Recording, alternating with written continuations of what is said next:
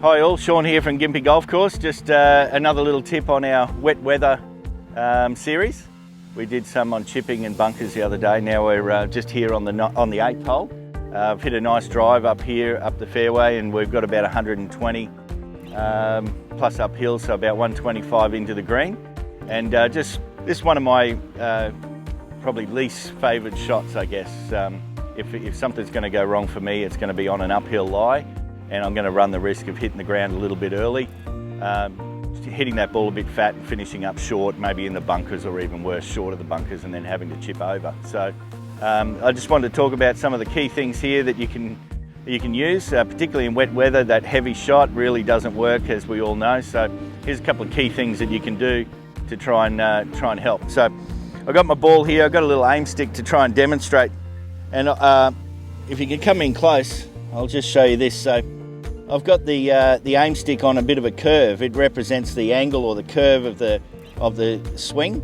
So as you're coming in to hit the ball, your club's travelling downwards, down that blue line. The idea is you've got to hit the ball first, and then that white line on the aim stick, it represents the low point of your swing arc. Now, anytime the low point is on the target side of the ball like this, chances are you're going to hit a pretty good shot.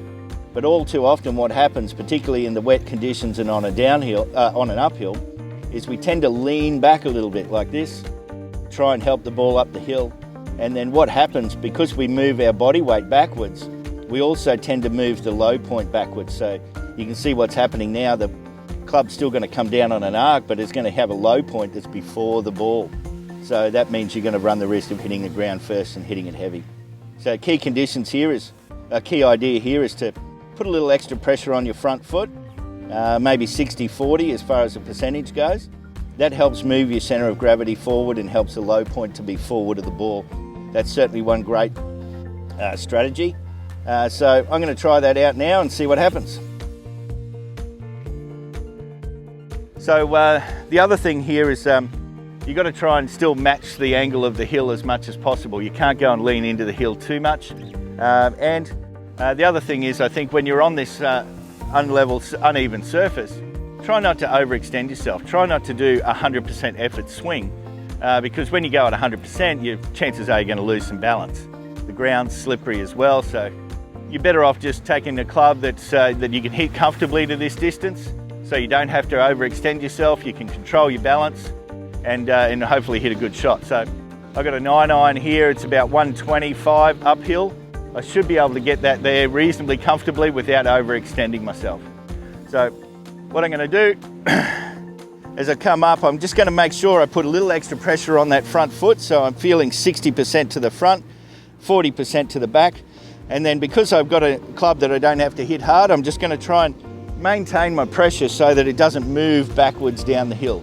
As soon as I move backwards down the hill, I run the risk of having that low point prior to the ball and hitting it heavy, and that's the real issue. All right, let's give it a shot, see what happens. 60-40.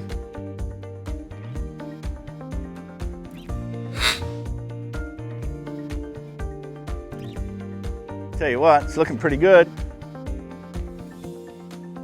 I hope you got that. So give that a try next time, 60-40. Take a club that'll get you there comfortably without having to overextend yourself. Hope that helps.